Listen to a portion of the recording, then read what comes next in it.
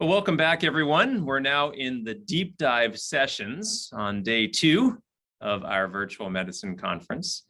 And you have selected deep dive B, which is titled The Fourth Hurdle, Gaining Market Access and Reimbursement for Prescription Immersive Therapeutics. Now, these deep dives are designed to be just that, to get deep into a topic. And over the years, we've always had deep dive sessions in VMed, but we always find that they're never nearly long enough. And we really need to have a long amount of time to get into these complex topics. So we've set aside 2 hours for these deep dive sessions. And this one is really going to be important because we spend so much time focusing on the science and getting excited about the apps that we're developing and the innovation and the clinical trials. And then the question is, well, how do we actually get this into the hands of consumers? Well, in some cases, it's a regulatory pathway. In some cases, it's putting it on an app store. But especially on the regulatory side, how do we now actually get these things into market? How do we think about the reimbursement landscape? Are insurance companies going to be paying for these medical extended reality treatments? Why wouldn't they? They pay for pharmaceuticals. They pay for molecules. Why wouldn't they pay for digiceuticals? Why wouldn't they pay for therapeutic software programs? And in fact, well, they do in some cases. And so that's what this is going to be about. And it's this panel discussion I'm really excited about. It's going to be led by our moderator, Andy Molnar, who is the CEO of the Digital Therapeutics Alliance. And he's going to be leading 3 panelists who he will introduce in a moment through this discussion about the reimbursement pathways and market access for all of these XR therapies so we can really bring MXR to the next level. So without further ado, I'd like to invite Andy to get us started and kick off this panel. Thanks very much to all of you for participating.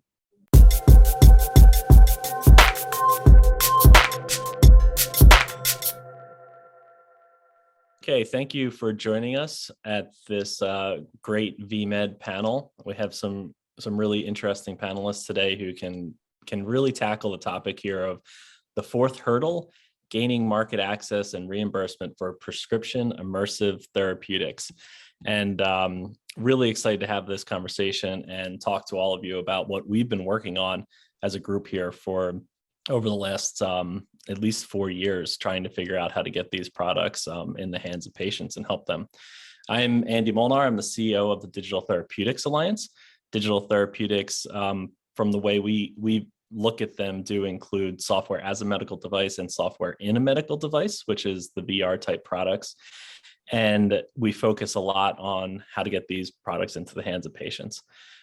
So what I'm going to do is have the panelists introduce themselves, and then we'll talk a little bit about the current landscape and where we see it heading. So why don't we start with Dr. Andrei Ostrovsky? Sure. Hi, everyone. Thanks for having me. Dr. Andrei Ostrovsky here. I'm a pediatrician clinically. I spend most of my time investing in companies led by diverse founders that are trying to close health equity gaps. I've had the fortune of investing in Applied VR, so full disclosure, take everything I say with a grain of salt that may apply to Applied VR. Having said that, I've invested across 4 digital therapeutic and diagnostic companies, and I've done so because I see an enormous amount of potential in them. I've had several roles as an operator in a software company and also in a pure service business in running a series of methadone clinics. And I've had a couple of stints in federal service. And I hope to bring some of my perspectives as an operator, as a policy person, and as an investor to our chat today. Thanks. Thanks, Andre. Laurie. A couple stints in public service. Oh my goodness, to talk about understated. Thanks, Andy. Really happy to be here. I'm Laurie McGraw. I'm a Senior Vice President of Health Solutions at the American Medical Association. And in that capacity, one of the areas that Health Solutions provides for the nation is CPT. We support all of the work of the current procedural terminology code set, which is overseen and curated by the CPT editorial panel. So it is a part of the AMA that provides data and solutions and products all around CPT as well as physician data. And I'm looking forward to speaking about VR today because we do a lot of that exploratory understanding of what's coming through some of the work in supporting of CPT, also with our digital medicine payment advisory group, which I'm sure we'll talk a little bit about. Or the DEMPAG, right? I know the AMA is not like, the best on flashy names, but we do get a lot of work done. That's great. And Liesl. Yes, and I'm Dr. Liesl Oldstone and doctorate of the PhD kind in health economics. I've spent my entire career in the medical area, but the last more than 2 decades working on reimbursement challenges and working in what we call market access, which really is trying to break down the barriers to coding, coverage, and payment to allow new technologies to enter the market and build a market when they have that infrastructure in place. I'm currently the vice president for Applied VR, market access and health economics team. So very close to this, very interested in this and working through a lot of these challenges right now. VR has a very long history in medical care. And our product recently, the Reliever product recently got FDA approval. So there's a very immediate need for us to be able to access new technology payments through the traditional payment routes. So I look forward to this conversation. Great. Well, let's start off by sort of creating a baseline for the group here of, different business models of virtual reality and immersive therapeutics can be used in the hospital, which gets reimbursed one way. Their provider adoption with CPT codes, we look at a different way. And then we also look at things like HCPCS codes or at-home virtual reality. So Liesl, maybe you can start since you work at Applied VR to kind of go over some of those business models. Sure. As I said, VR has been used for a number of decades for various use cases. If you look at use in the hospital, it's been used in our particular product. More than 100 babies have been delivered in labor and delivery with natural childbirth. It's been used in the ER, used with children for anxiety, a number of different use cases inside the hospital. And of course, the hospital then owns the product and that gets paid for under whatever existing payment pathway there is. So a diagnosis related group in labor and delivery, for example, or an outpatient code in an outpatient use. There are also scenarios where the devices are being used, particularly in behavioral and mental health, inside of a clinic or a physician's office or a therapist's office. And again, in those cases, the device is either rented or owned by that particular practice.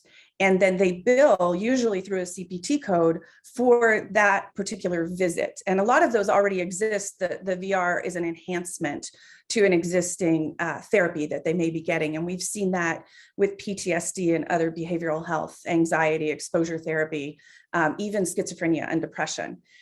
In the case of Applied VR, we have a product that is for home use. And the indication is for chronic low back pain, and it's used over an 8-week period of time.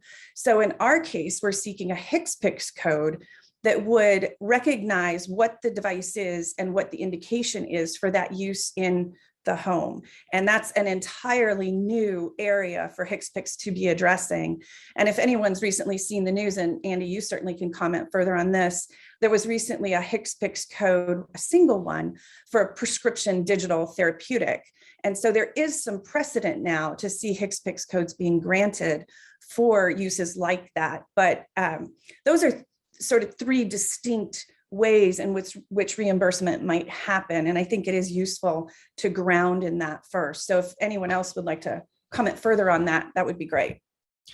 Yeah, well, I'll just add real quick that while laying all of these out, we're still in a place where it's working with CMS, with the government, with commercial payers is still not streamlined like it is with drugs.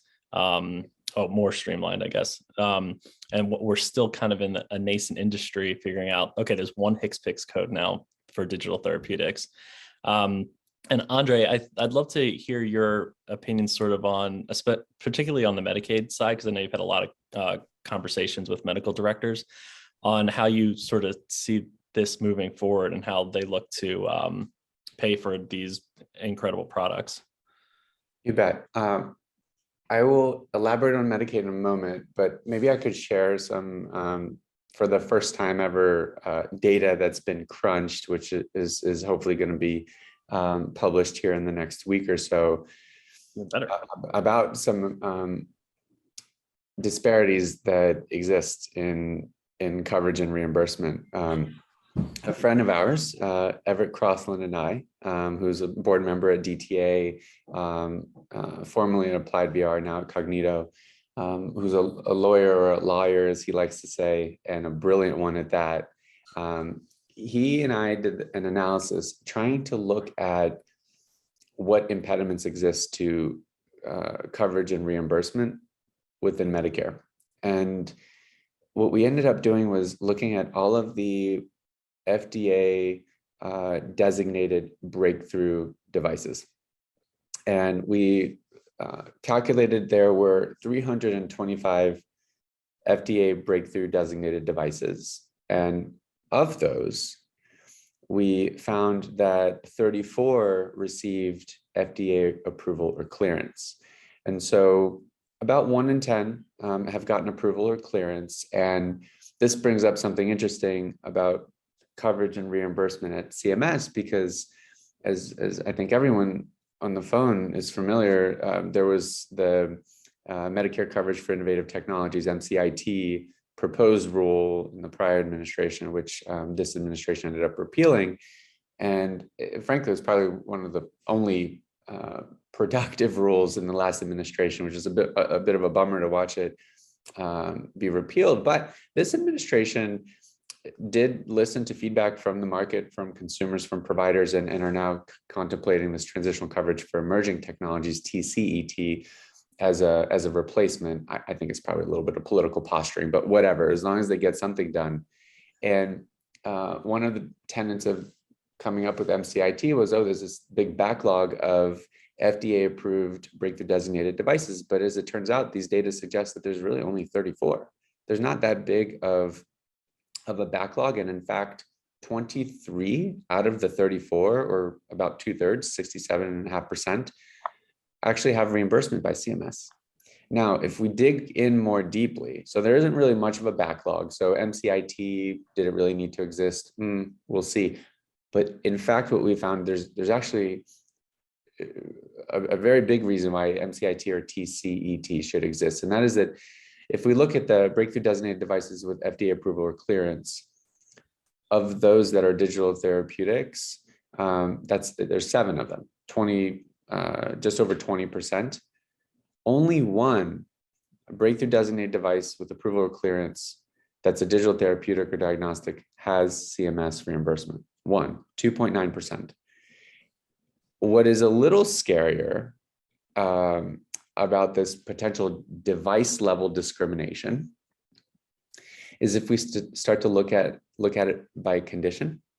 And I'll just share some of the numbers with you. So there are vast majority, so 19 out of 20 or 95% of the FDA approved or cleared breakthrough designated devices for physical conditions for adults are reimbursed. Okay, so if you make a device and it's for a physical condition and it's not a digital therapeutic or diagnostic, there's a good shot CMS is going to pay for it.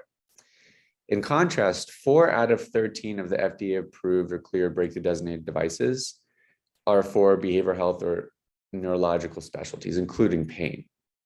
So 30.7%. And that is a huge disparity in reimbursement. That's a third less reimbursement for brain health. So another way to look at it is 5 out of 5 FDA approved or cleared breakthrough designated devices in cardiology, all reimbursed by Medicare. 0 out of 5 FDA approved or cleared breakthrough designated devices focused on behavioral health or neurology are reimbursed. So looking at another way, CMS is, and this is the title of the article, prioritizing heart valves over bolstering brain health. And that is a big issue.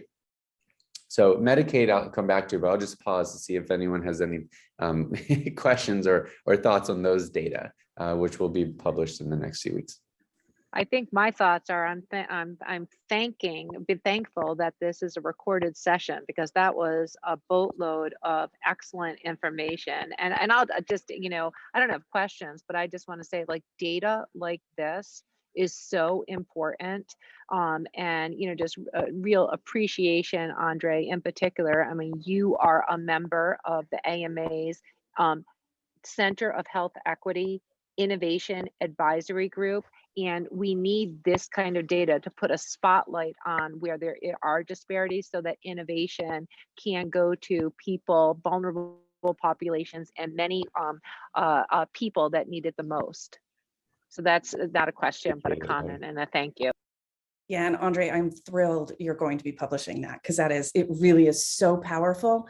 And I think there's sort of an underlying issue about disparity with that as well. One of the benefits of being able to bring these digital therapeutics to market is that they're easier to implement. It doesn't require somebody to, in the case of a VR headset going to the home, for example, to treat pain. It's much harder to do cognitive behavioral therapy where someone physically goes in and meets with a counselor who teaches them CBT, then they have homework they take home with them to do. And with immersive technologies, you get that by putting on the headset and having a lot of that sort of instilled through the exercises inside of the therapeutic itself. Same thing with anxiety, just distracting from somebody doing an infusion while you're receiving your cancer therapy, or with a child having blood drawn, for example, or receiving an IV. It just happens, and it can be done with so little disruption to existing care pathways. And Lisa, just to build on that, I think the form factor considerations of VR and VR digital therapeutics, but also just more broadly digital therapeutics for diagnostics, that's critical. I think it creates a fundamentally different consumer experience. There's literature, I know applied VR science pretty well. There's really strong literature to support that efficacy and patient experience. But there's, I think, a broader issue here that we need to discuss that Laurie's crew has been working on very vigorously around health equity. Dr. Aletha Maybank at AMA has been working vigorously around it. And that comes down to the fact that if you think about the potential for virtual modalities of care, to what is their potential to overcome the access barriers posed by brick and mortar care? It's things like transportation issues. If you're using a VR solution, you don't have to worry about, do I have a car or can I afford to take the car with gas prices at whatever, $6 a gallon or whatever, right? You don't have to worry about the long wait lists or the long wait in the potentially COVID-filled waiting room. You don't need to, frankly, worry about the systemic racism that you might be subjected to if you're a non-white, non-male, non-heteronormative patient coming to see someone that does not have concordance with you as a provider, which frankly, there are huge disparities in providers. And I think that's actually the much bigger opportunity here. And there's also, frankly, legal precedent, right? Mental Health Parity and Addiction Equity Act has set a precedent that I'm so surprised hasn't been invoked by those virtual technologies that are focused on behavioral health conditions or utilizing CBT mechanisms. The CMS administrator has pointed out her big priority is closing health equity gaps. The president in the State of the Union address created a dedicated space around improving brain health and brain health equity. So form factor for sure. I almost feel like it's table stakes at this point, that virtual reality modalities and more broadly digital therapeutics and diagnostics are a great offering. I think those bigger issues are actually what we should all be discussing. I don't know, Laurie, if you have any to add. I know you've been a huge advocate, and anytime I bring up an issue around health equity, you bring the muscle, you bring the team, and you guys address those issues. So I'm very grateful for what your team has been doing, but I also imagine there's probably some challenges there. And someone needs to pay the electricity bill, I think, Andre, over there. Yeah, maybe, I mean, Andy, if it's okay, I think because, some of the complexity of I think he'll be back, I'm sure. All the power went out for Andre. Um, so I think some of the complexity, oh, there you go. So some of the complexity, like Lisa talked about, is, sort of like, what is the reimbursement for novel, excellent innovation? And I do think that, health equity, and as we talk about that, that is a huge, I think, opportunity to close gaps with these novel therapeutics and other things. That is, very, very clear. And the complexity of getting reimbursement, coverage, payment, it is a barrier and an opportunity. So just to sort of maybe speak about sort of like, what are we doing? So again, in terms of the area of the AMA, where I am is everything CPT. So current procedural terminology. This is the 13,000 codes now that represent current medicine, all services, all procedures. And, as it relates to digital medicine, I will say that a couple of years ago, prior to the pandemic, if we can think in the Wayback Machine, seems like so long ago, we recognized that there was all of this new digital medicine. I'm not even talking about digital therapeutics. I'm talking about remote patient monitoring. I'm talking about telemedicine, all of that.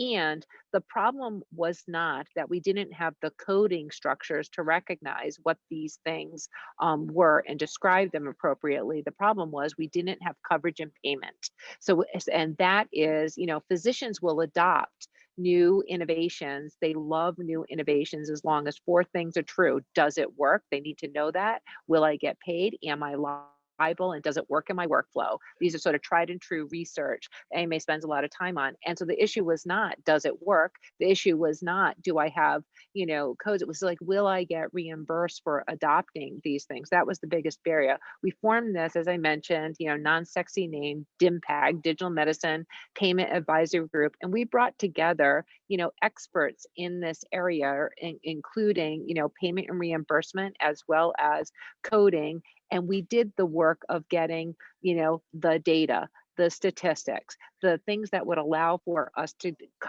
do not just the coding structures, the CPT structures, but also get to the reimbursement, which requires advocacy, which requires, like Andre was saying, the collection of data, which is so very important. And I will say, thank goodness that happened, because during the time of the pandemic, we had the structures for things for telemedicine and digital medicine adoption. As it relates to VR and those new technologies, those we don't yet have codes, CPT codes, and Lisa, you mentioned that's sort of like one of more than one pathway that you're looking at. We don't have the codes, but we do have a lot of information. We've educated the experts, which are our CPT panel members, through the DIMPAG forum on this, on these emerging novel therapeutics. And so that is a work, but with CPT, there's certain criteria. It's an evidence-based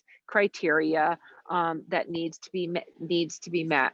I have a lot more to say about the equity things. The AMA has just announced new principles of health equity innovation, which we can talk about. And that I will just also thank you to Andre, because he had a hand in helping to develop those in partnership with the AMA, which is so appreciated. But that pathway for CPT, I will say, like, we put things in place to ensure that we could ensure that CPT is an appropriate pathway for getting to, reimbursement with the coding structures that need to be put in place. So I'll just pause there. Can I ask a question on some of the current CPT codes while I have you, Laurie? We can do it on the panel. Sure. Let me get out the book. Yeah. I'm curious where the DIMPAG sees the structure heading, because the new RTM, remote therapeutic monitoring codes, for example, cover like a wide breadth of products. But it seems like as we continue down this path, it might have to become more granular, because we're going to see products that could cost thousands of dollars, products that could cost hundreds of dollars. I mean, depending on what you're treating, right, and the disease state. So where do you kind of see it heading from here?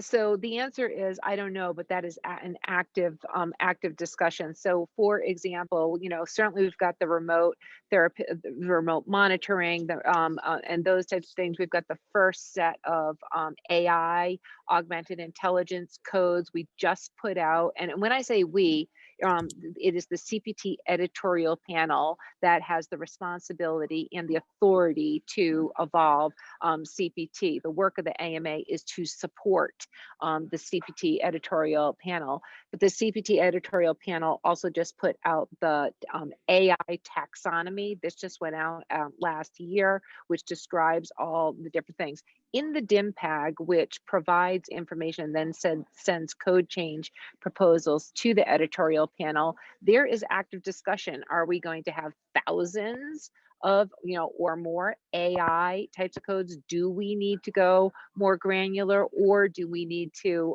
level up? There is not a clear direction, at this moment in time. That is active discussion that is going on. And there also that important work of the AI taxonomy that just what came out, which is now part of CPT, is a stepping stone that will continue to evolve. We actually have an AI work group that is a sub work group of the DIMPAG that's sort of like, actively figuring out how to tick and tie all these things together. Yeah, I've seen a couple AI RFPs out there too from different parts of the government, and it's just so complex. People come to me, as running the Digital Therapeutics Alliance, and they say, "What's your stance?"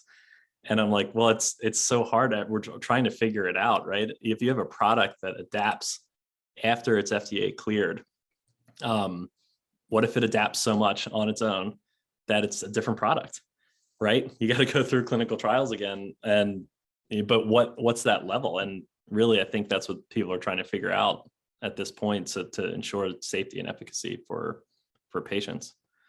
Andy, really quickly on that point, I think it's not a question for AMA. I mean, AMA is going to react to what applications are out there. They've got a good chassis for processing those applications. I think AMA knows this, but they do need a more inclusive process for those applications. Most notably, it's super esoteric.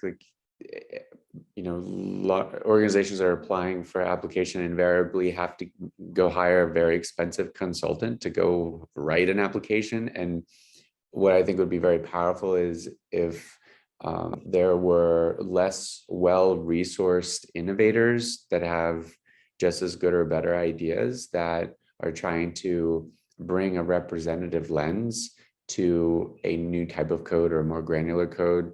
How do we enable them to figure out how to do this process? And I think that's actually where the equitable innovation opportunity lies. And then from there, it's kind of up to the payers. Like, what is Medicare going to say about their interest in more granularity? I can tell you what they're going to say. They're going to say, we want more granular codes. What are commercial insurers or Medicaid carriers or exchange carriers going to say? They're generally going to want more granularity. So, the recent HCPCS code for prescription, digital therapeutics,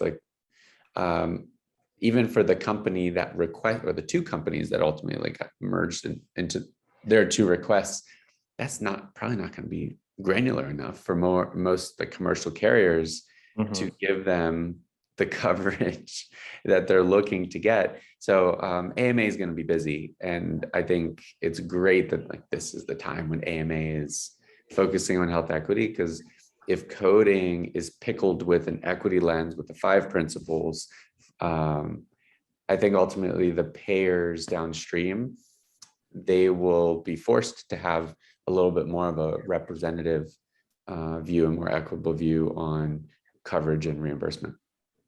Yeah, and the language in the Access to Prescription Digital Therapeutics bill that just got introduced, I guess, last week or so, does talk about the HCPCS codes and says that there should be a unique code per product to hopefully sort of transition away from that baseline that we just saw with the other HCPCS code.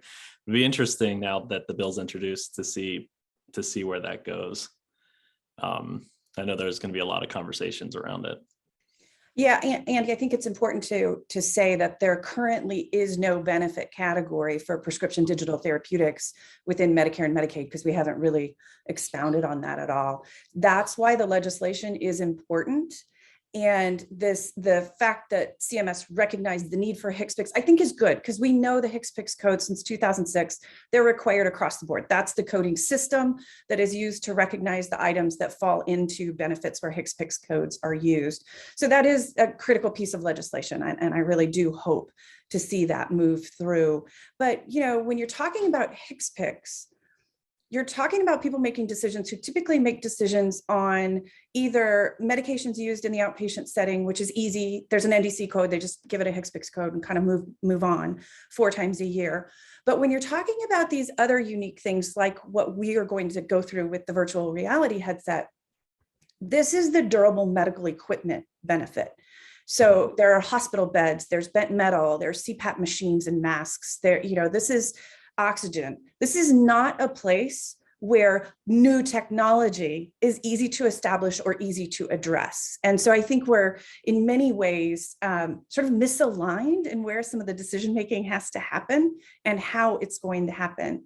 One call out I do want to make too is that the FDA has actually done, you mentioned that if things move too far beyond their original approved form factor or form, you might need to go do additional studies and go through the FDA again. I will say they have done a really good job of thinking forward in creating a new category, because they understand that this is not the first product that's going to go through this immersive therapeutics virtual reality approval process. And they're also thinking forward to what are the limitations that we put around changes made to digital programming to establish when it does need to come back to the FDA and when it can sort of move forward and improve itself as we learn more. AI is a whole separate challenge, right? but I do want to shout out to the FDA for really thinking forward on this. And I wish we could see coding, coverage, and payment be as forward thinking for these technologies that are coming out rapidly and really do represent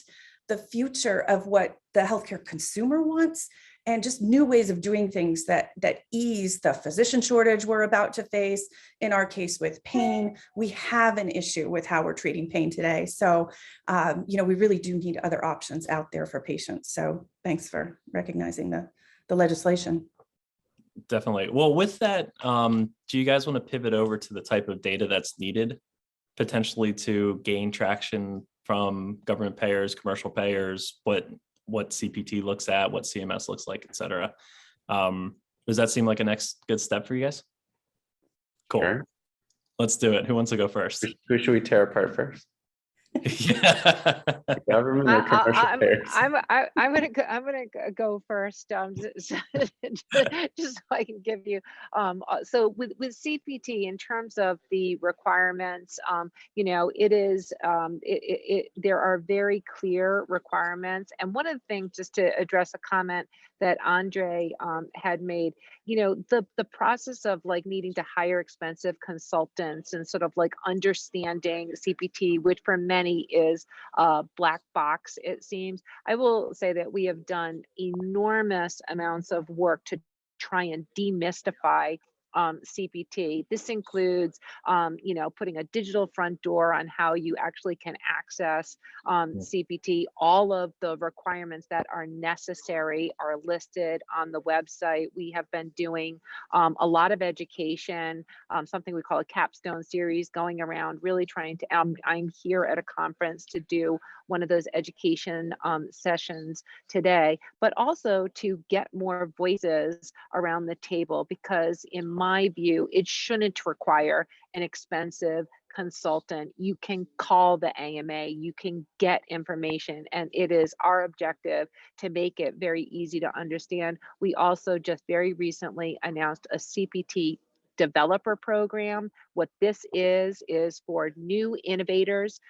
You can get education, get regular updates, newsletters, all this information. You can attend webinars. You can go to a conference that will have just specifically for developers. I'm talking about technical developers. And you can get a free license for CPT to put into your innovation. Again, just trying to make it more available and less mysterious to all of those new innovators. But the criteria for what it takes to get, we'll call it a level 1, category 1 CPT code, they haven't changed. Those evolve also through the CPT editorial panel, but we've really just tried to demystify it so that it doesn't become this just like, I don't even know how to access this. Very similar to how the FDA did, I think, a very good job demystifying their process and making it much more open to rapid innovation.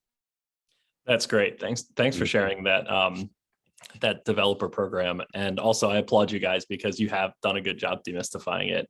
In my 15 years or so in pharma, I've gone from I don't know how to talk to them to I know exactly who to call and how to get the information I need. So kudos to you guys. Yeah, progress has definitely been made.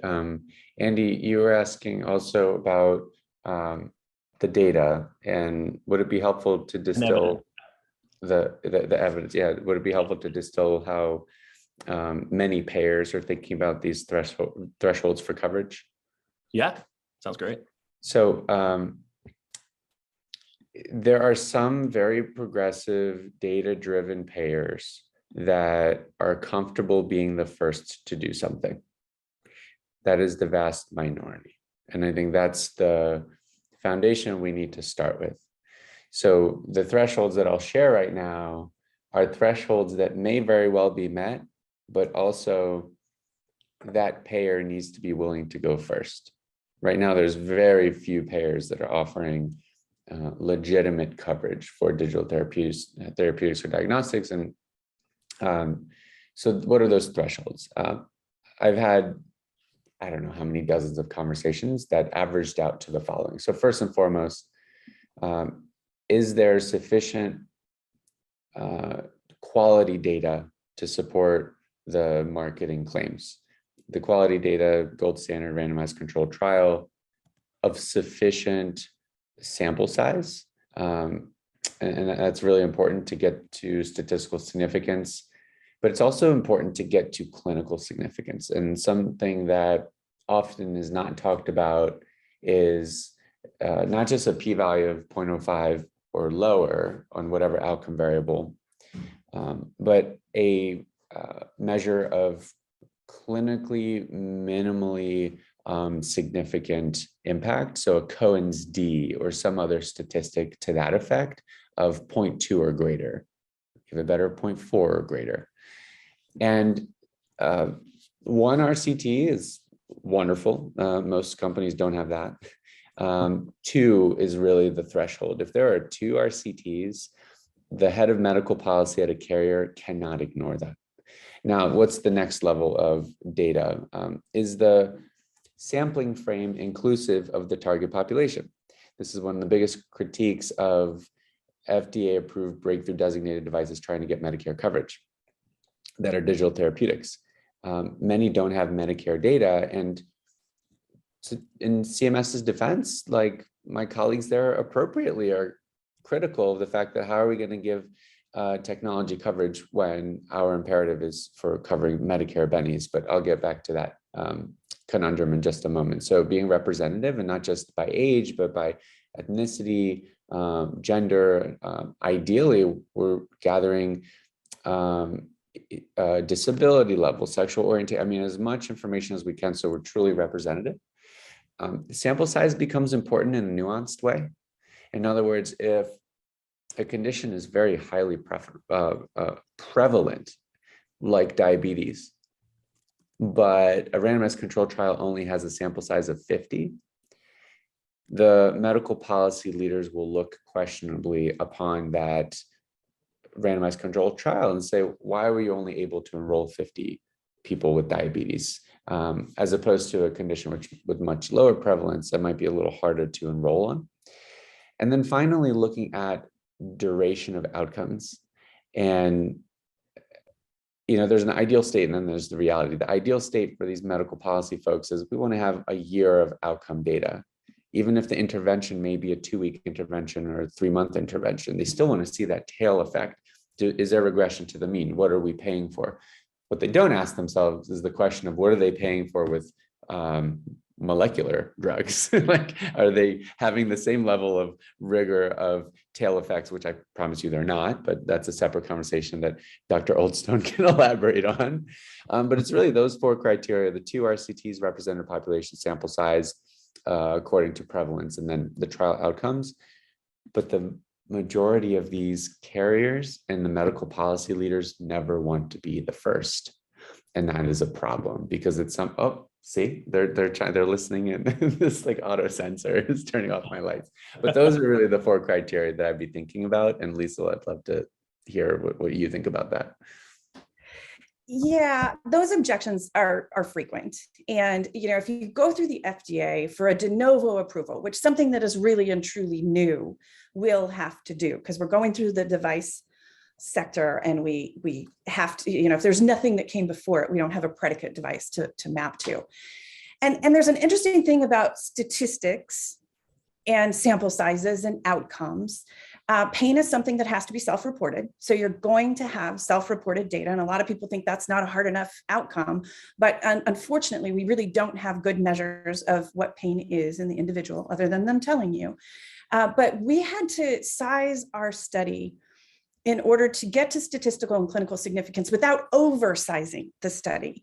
And because the product works so well, that sample size is probably not what you would want to see. And you could see something in diabetes the same way. The sample size needed to meet your actual clinical endpoint is what the statisticians are going to look at. But someone making a population decision needs more. So we followed our de novo, our pivotal study for our de novo. We followed that with a 1,000-person study that we're activating right now. And we're doing that with the intention of mapping it back to resource utilization among pain patients, because it's such a chronic condition that costs get spread out over a very, very long period of time. And many payers don't really recognize it as being a costly condition, but it raises the cost for everything else that those patients are doing when they're interacting with the system. So, the evidence requirement is very legitimate. And especially venture-backed small companies really have to put a lot of thought into how they spend this funding. And, we're spending at least 25% on our clinical outcomes right now, which is pretty sizable. I will say of payers who are really thinking forward, the VA is amazing. The VA has 20 different use cases right now. They're looking at non-FDA cleared, FDA cleared, different places within the system to use immersive therapeutics and virtual reality. So I really am looking at them as a leader in this space, but we all have to commit to getting that evidence in there in order to show that these technologies move the needle. I agree with you. I think it's sometimes hard to have a conversation with a payer who says, in our case, you have an 8-week therapeutic that is highly clinically effective, efficacious, that has 6-month durability, but how do I know if it has a year? And like you say, show me a pill or an injection that you can take and have this long-term effect. But in many ways, that's a misunderstanding about behavioral health, right? Behavioral health is about giving people tools to manage their own condition. And in the case of pain and some other behavioral health areas, it's really important to give that individual that power and control over their condition. So a lot of really great points there. So how do we? I'm sorry, Andy, just one other thing I do want to point out. Those criteria that I outlined are important, but you will find with variability, certain medical policy leaders will want to see guidelines from specialty societies incorporating a recommendation for a certain technology to be used. The challenge is there's been several studies that have shown that guidelines lag behind evidence by over a decade. So if we're waiting around for the next pandemic, or we're waiting around for another reason why we want to focus on patient-centeredness, or like the science is already there, not for all digital therapeutics diagnostics, not for all virtual reality modalities, but for some, there's some very good science. And so that's not a great threshold, but it's also an impetus for whether it's digital therapeutic alliance, whether it's individual manufacturers, or ideally it's the proactive outreach from the specialty society themselves to scan the evidence and shorten the lead time until they update their guidelines. And then there's also evidence synthesizers. Different payers will go to organizations like, or tools like Agree. Hays, or they'll go to UpToDate. Yeah. I, as a physician, I use UpToDate every time I'm on service. Having said that, if I look up digital therapeutic, or if I look up telehealth, or if I look up pretty much anything virtual, UpToDate doesn't have it. And it is really evidence malpractice on their part. But I do want to call out Hays in particular. I've spoken to the Hays leadership about the constraints of their technology assessments, and they know that they have a gap. They're basically just want payers to pay more money in order to have them do more in-depth analyses. And unfortunately, most payers don't realize that the initial pass through Hays doesn't actually provide a review of the current literature. And so there's actually some nefarious things going on that are impeding virtual modalities that are evidence-based from coming to providers' fingertips and from accessing patients. So those are some other variables that folks should keep in mind. To that point, Andre, I wish we had better ways of establishing that it's okay to take a proven methodology like cognitive behavioral therapy and put it in a new modality. And you talked about point 2 or point 3 Cohen's D. I mean, with our program, if you look at what is in the guidelines, CBT is a grade A guideline therapeutic for chronic pain. Things like breath control, distraction, meditation, relaxation, all of those things have Cohen's D that range between 0.3 to 0.7. You put that into a virtual headset and you get a Cohen's D of 1.3. So you take proven methodologies that are encouraged for people to use, you make them easy, and you get this really great impact. So it's hard to sometimes motivate that this isn't completely new. These are therapies that have been utilized and shown to be effective, kind of rolled into an easier to use, headset here. Laura, I'm curious to get your feedback on that one too, because I think it's a great point. We are working with new modalities of treatments that have been proven for decades. Curious Yeah. as to about that. I think what the comments are just speak to sort of like the complexities of adoption, right? There's after you've developed an innovation, after you've gone through like a coding process, gotten that first one of perhaps few to be the first payers to adopt it, there's still more and more and more barriers that are out there. So I will just say that I recognize that there's a lot of complexity, and then emphasize again the important things from my perspective that the AMA can and should be doing and is doing is, wherever possible, removing complexity. So we own a big piece of it from the coding perspective. So we're removing complexity by being transparent and just trying to be out there.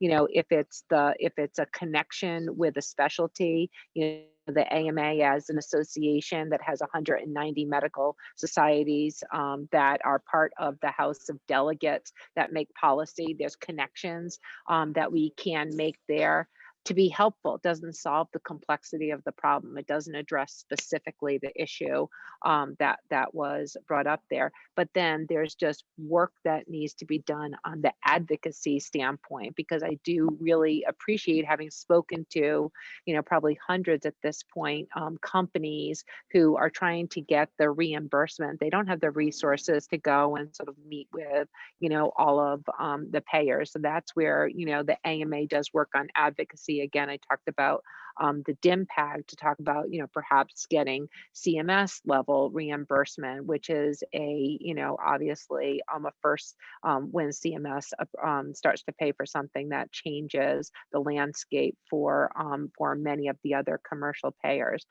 So I really don't have more to add other than to say, yes, it's complex. So what can be done? I mean, one, education like you're providing here, Andy, and then from the AMA perspective, it's really trying to remove those barriers through education, advocacy, and then just the core things like CPT that we provide. That's great.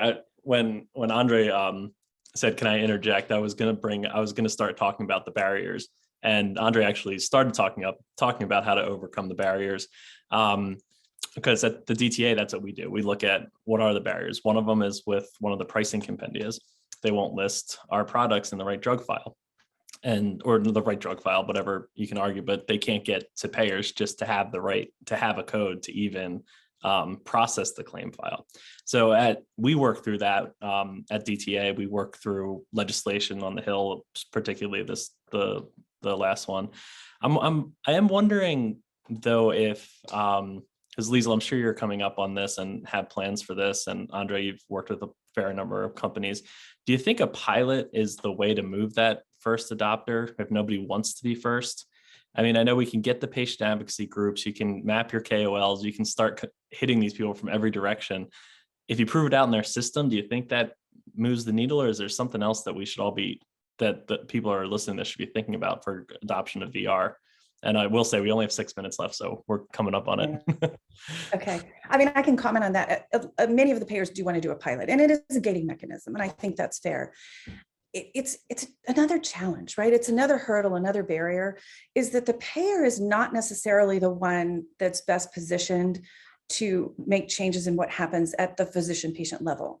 So just to do a pilot, you really have to be able to enable a physician to get that therapy to a patient, or a therapist in some cases. It's not just physicians that can prescribe these digital therapeutics. It can be physical therapists and others. And they're not willing to do that in a way that allows it to happen naturally. So a lot of these pilots end up being a little bit more contrived than the real world would even be. And so it's sometimes difficult to know how to enable that. They do happen, and they happen successfully, but we worked with a large payer to enable actually a study during COVID with elderly patients that they were concerned, that had pain, they were concerned were going to be isolated. And the study went really, really well, but we started with tens of thousands of patients and ended up with 9 actually enrolled. 70% of the list of patients we wanted to contact, that we didn't have the correct contact information. You just pare it down. So yes, I think pilots can work, but I also think that sometimes we overemphasize the idea of what a pilot is actually going to tell us, when there might be other ways to approach that. And when you're a venture-backed company like we are, we can't do a pilot with every single payer. We have to control our resources and do the right thing at scale and hope that we can move forward. Right. Well, we're coming up on time. I have to say this has been incredibly fascinating to listen to the three of you. I'm looking forward to listening to this again because I was trying to take some notes along the way, and I think I missed some of the really good points. Is there any final things that the team would like to say here before we break? I'll just put a final comment out there. I think, Andy, first of all, thanks for, pulling this together. And, back to like some of the comments, starting early and getting educated on this complex landscape, particularly if you're an innovative new company in this emergent space. I mean, this is novel. Like, these are therapeutics that have demonstrated purpose and tremendous opportunity, but can be costly, right? In terms of like getting the right trials and figuring out all these barriers to adoption. So, I just want to emphasize the more that particularly the innovators can be paying attention to things, certainly the AMA, the CPT developer program, digital, the Alliance, what the education that you provide, it's helpful to plan out these steps. There is no magic, easy pass here, but the more that you can be educated up front, hopefully the better, because at the end of the day, you know, these provide tremendous opportunity for the good, for the patients, and we want the innovation, you know, to the people that need it the most. Great. Yeah, I'm an adjunct at UCSD and I teach a course on reimbursement. And I think we should just all get together sometime and do a course that we put out there on LinkedIn or something so we can make this available, because you're so right. I'd be Planning in happy to advance and facilitate really that. understanding. Yeah, there you go. I think we should do this panel again, guys. It really was a lot of really good information. So thank you to all of my colleagues for very good discussion. I appreciate it. Yeah, thank you guys so much. Thanks for having me. Great. Thank you. Be well. Bye, guys. Bye.